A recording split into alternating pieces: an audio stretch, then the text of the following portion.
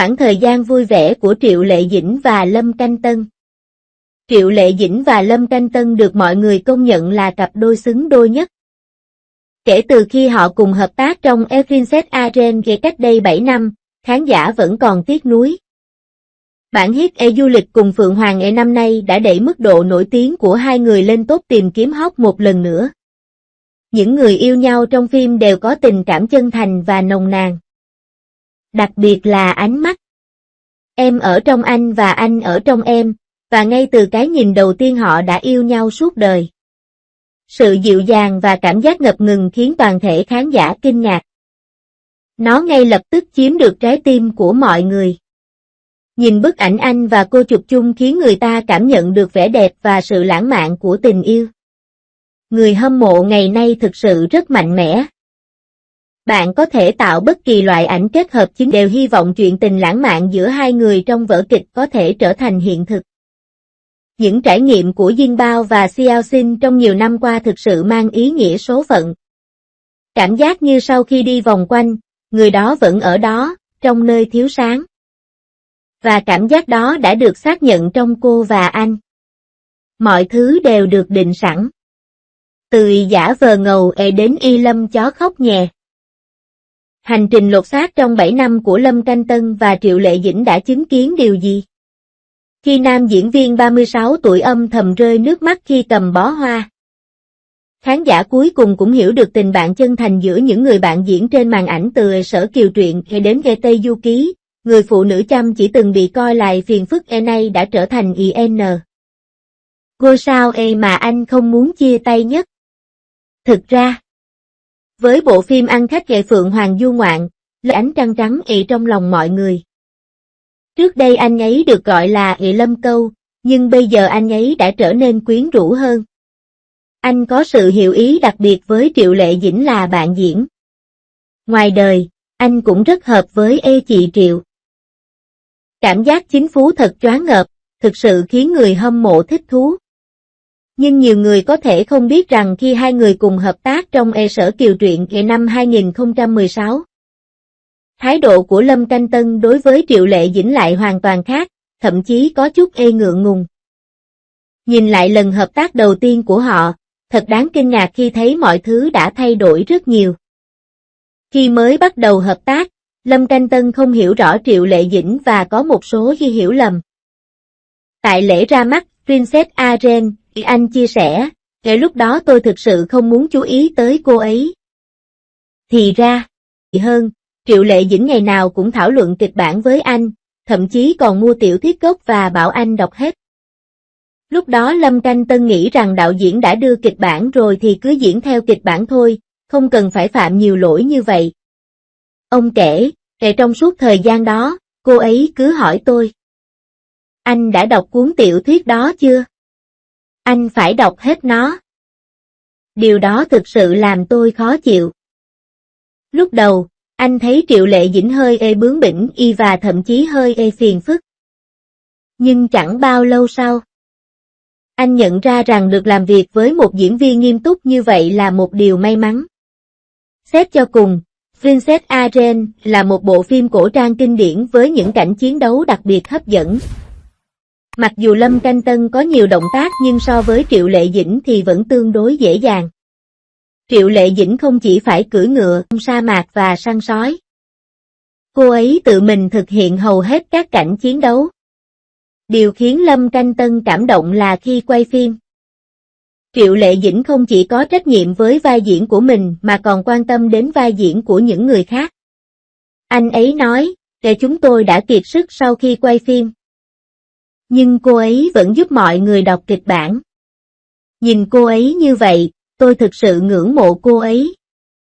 Từ lúc đầu còn miễn cưỡng, dần dần ngưỡng mộ cô, rồi lại thương hại cho sự chăm chỉ của Triệu Lệ Dĩnh.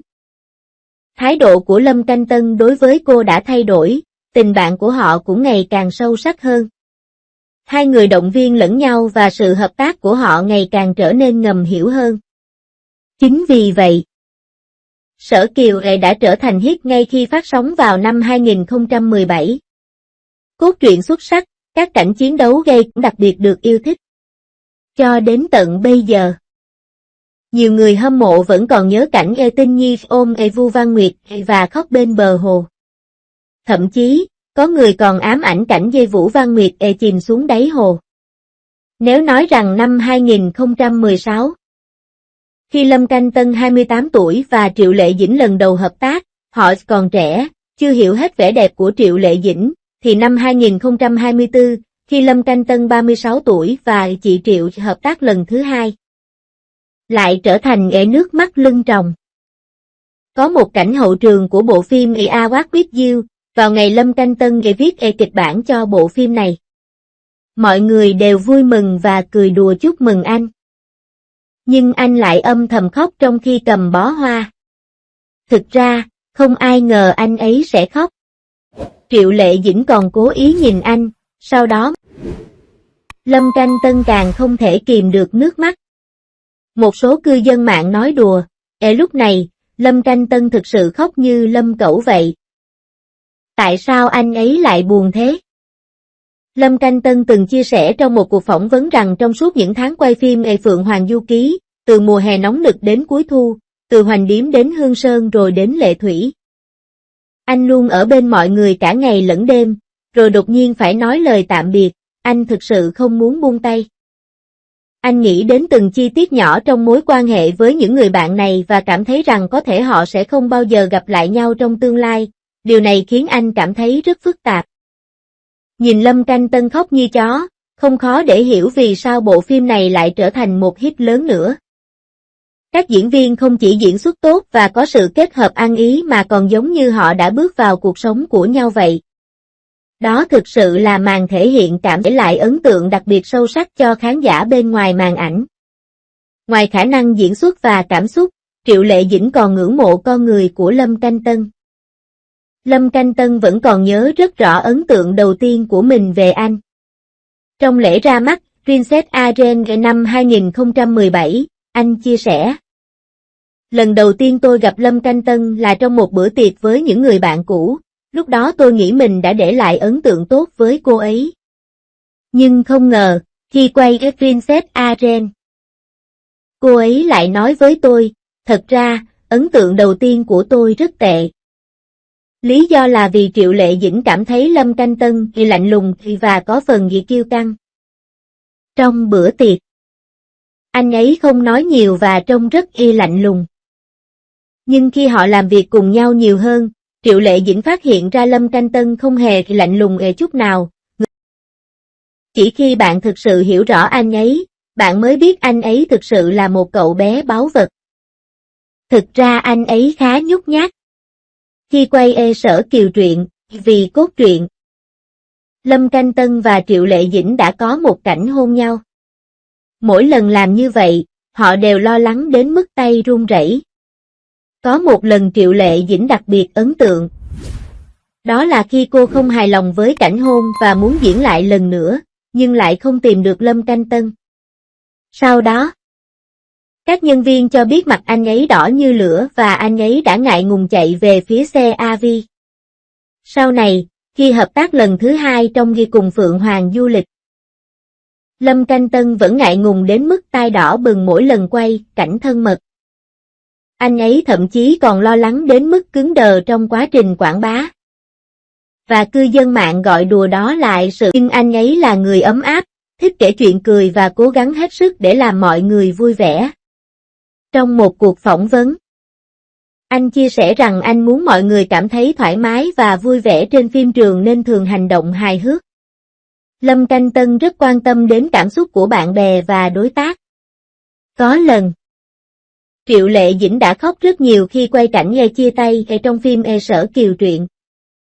Mặc dù Lâm Canh Tân cũng rất buồn, nhưng trước tiên anh vẫn an ủi Triệu Lệ Dĩnh và bảo cô hãy vui lên.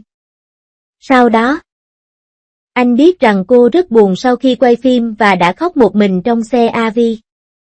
Lâm Canh Tân đã yêu cầu nhân viên bí mật mang một con gấu bông đến cho cô, hy vọng có thể tiếp thêm sức mạnh cho cô. Triệu Lệ Dĩnh vẫn luôn nhớ tới chú gấu nhỏ đó. Lý do khiến Lâm Canh Tân được Triệu Lệ Dĩnh công nhận không chỉ vì tính cách tốt và khả năng diễn xuất tuyệt vời là anh thực sự có tài năng. Có người có thể thắc mắc, tại sao dù không phải là người nổi tiếng nhất trong giới nhưng anh lại có thể hợp tác với chị Triệu về tới 2 lần? Vấn đề là những nhân vật anh ấy đóng thực sự quyến rũ. Có thể một số người cho rằng hình tượng của anh trong phim hiện đại quá độc thân, anh luôn vào vai ghi ông trùm bá đạo hay người đàn ông lạnh lùng. Khiến mọi người nghĩ rằng anh chỉ có thể vào vai đó, nhưng diễn xuất của anh trong phim cổ trang thực sự không vấn đề gì. Từ 14 lão trong mỗi bước chân giật mình. Đến Vũ Văn Nhạc trong Sở Kiều, đến thần hành động trong Tây Du Ký, mỗi lần khóc, khán giả đều cảm thấy đau lòng và chìm đắm trong đó. Từ những vai diễn khác nhau này, chúng ta có thể thấy rằng anh ấy thực sự có kỹ năng diễn xuất tuyệt vời, anh ấy chỉ chưa gặp phải đối thủ đặc biệt mạnh hoặc chưa chọn đúng loại. Canh Tân là người tốt. Dập vai tốt nên mới được chị Triệu sủng ái không? Tất nhiên không chỉ có vậy. Điều mà chị Triệu, nhà sản xuất của Phượng Hoàng Du Ký, nhìn thấy ở anh chính là sức hấp dẫn đối với người hâm mộ. Anh ấy lại ước mơ của 900 triệu cô gái trong giới. Xét về ngoại hình, anh có thể không phải là người đẹp trai nhất trong ngành giải trí, nhưng khiếu hài hước. Tính cách chân thật và giản dị khiến anh rất được lòng mọi người trong giới. Anh ấy không có gánh nặng thần tượng và dám nói lên và bộc lộ bản thân. Nhiều người nổi tiếng giữ khoảng cách để duy trì cảm giác bí ẩn, nhưng anh ấy dám chia sẻ mọi thứ, chẳng hạn như ảnh đeo khẩu trang, ảnh tự sướng hài hước và tương tác với cư dân mạng. Sau khi thấy điều này, người hâm mộ của anh ấy lo lắng rằng gánh nặng thần tượng của anh ấy đã biến mất. Anh ấy cũng đang nghe mừng tràn ngập tiếng cười. Anh ấy cũng rất hài hước, nhưng không chỉ ồn ào. Thực ra, anh ấy cũng biết nấu ăn và rất giỏi chế biến thức ăn. Ông ấy thậm chí còn nói rằng ông ấy còn giỏi hơn cả bà nội trợ. Anh ấy cũng có thể lồng tiếng, hát và nhảy đôi khi.